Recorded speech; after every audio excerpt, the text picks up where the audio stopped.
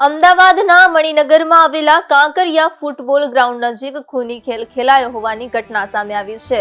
અગાઉ થયેલા ઝઘડાની અદાવત રાખીને કેટલાક શખ્સોએ એક યુવકની ઘાતકી હત્યા કરતા ચકચાર મચી ગઈ છે।